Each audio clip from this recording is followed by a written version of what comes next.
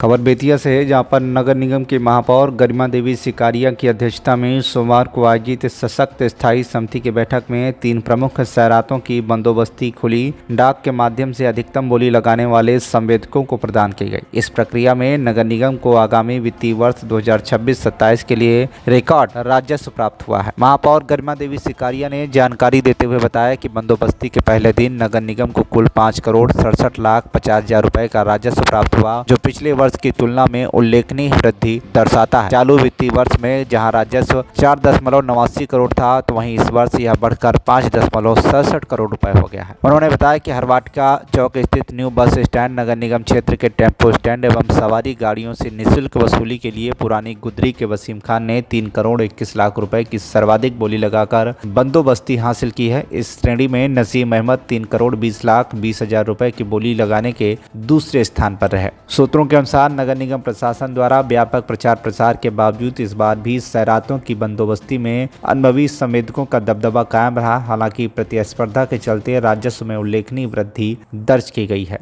आज के बैठक में क्या क्या जी, आज सैरात की ऑक्शन था। सैरात बंदोबस्ती के लिए सभी संवेदकों को बुलाया गया था, जिन जिन संवेदकों द्वारा आज सैरात में पार्टिसिपेट किया गया था नियम प्रक्रिया के द्वारा। तो इसमें आज 3 सैरात हुई है। 3 बड़ी सैरात जो हमारी नगर निगम बेतिया से होती है, 3 बड़ी सैरात हुई है।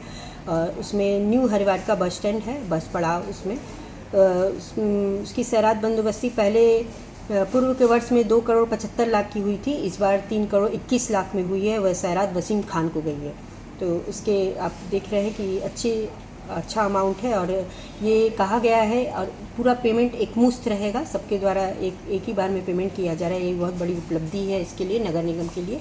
और साथ साथ में ये है कि जितने भी लोगों को बस स्टैंड में जो भी सैरात धारक हैं उनको अपना रेट चार्ट लगाना है, 10 रेट चार्ट लगाना है। रेट चार्ट लगाने के साथ साथ जो भी बसों से वसूल करेंगे, जो भी वाहनों से वसूल करेंगे, उसकी शुल्क रसीद की शुल्क राशि उनको लगानी है, रेट चार्ट लगाना है। और उसके अलावा जो रसीद काटेंगे वो रसीदें सारी की सारी निगम के द्वारा ही दी जाएगी। यानी उसका खर्च होगा, रसीद छपवाने का खर्च, वो संवेदक के द्वारा दिया जाएगा। लेकिन रसीद का अप्रूवल यानी निगम से प्रिंट करके उसको अप्रूव करके, निगम से अप्रूव करके उनको दिया जाएगा। जो भी उसके जो शुल्क रसीद काटने वाले जो भी उनके कर्मचारी होंगे, उनकी भी आईडी निगम को उपलब्ध कराएंगे। निगम को उसकी जानकारी देंगे कि किनके द्वारा उनके रसीद काटी जा रही है।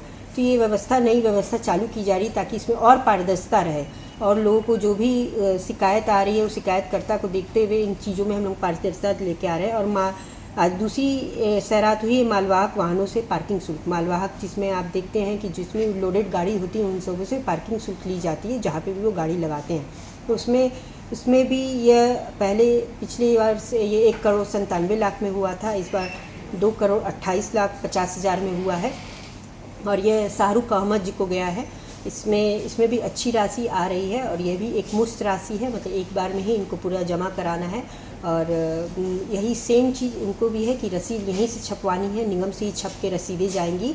साथ साथ में जितनी जगह पे भी जो भी उनके पार्किंग स्थल है, उन सबों का जो भी आदमी कर्मचारी खड़े रहेंगे, उनकी आईडी यहाँ से उनको उपलब्ध करानी है।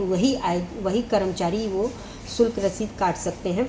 और उसके अलावा सारे के सारे रेट चार्ट को सब जगह लगाना है, उस चीज़ की सुरक्षा भी उन्हीं को करनी है। तो इन सब चीज़ों का है। और उसके तीसरी सैरात है नजरवार पार्क। नजरवार पार्क में जो राजदेवी नजरवार पार्क है, उसकी भी सैरात हुई है। उसकी पूर्व में सैरात 17,35,000 में गई थी, इस बार 18 लाख में ये सैरात हुई है। और यह वसीम खान जी को ही यह सैरात भी गई है। तो इसमें भी पार्क की विधि व्यवस्था को बनाए रखना, पार्क की प्रॉपर्टी को, उसके स्वरूप को चेंज नहीं करना, उसमें किसी भी प्रकार का कोई भी झूला या कैंटीन या अपने स्तर से वो कुछ नहीं कर सकते हैं जब तक कि निगम की इसकी परमिशन नहीं हो। तो ये चीज़ व्यवस्था की गई है और कोशिश की जा रही है कि और चीज़ों में पारदर्शिता रहे, नागरिकों को विशेष सुविधा मिले। जहाँ पे भी दिक्कत हो उस चीज़ के लिए टोल फ्री नंबर भी रहेगा, उनसे भी संपर्क कर सकते हैं। अच्छा, चलता फिरता गाड़ी से भी लिया जाएगा या पार्किंग होने के बाद ही लिया जी नहीं, चलती फिरती गाड़ियों से नहीं लिया जाएगा शुल्क। इसके लिए विभाग का एक लेटर भी आ गया है, गाइडलाइन आ गई है कि चलती फिरती गाड़ियों से शुल्क नहीं लिया जा सकता है। सवाहन जो है उनसे भी शुल्क नहीं लिया जाएगा।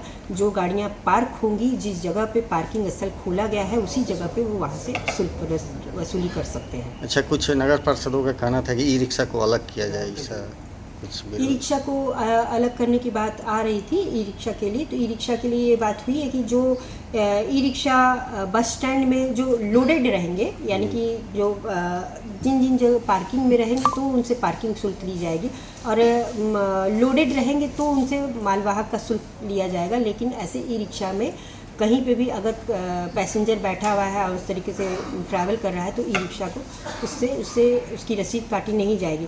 और उसको अलग करने की जो बात आ रही है, अलग करने की बात के लिए इसमें ये है कि इसका जो एक प्रक्रिया होती है शहरात में जोड़ना और नहीं जोड़ना, तो उसमें नगर आयुक्त अपने स्तर से उसमें देखेंगे कि उसको क्या करना है। बेतिया से जय किशोर शर्मा की रिपोर्ट, TV1 इंडिया न्यूज।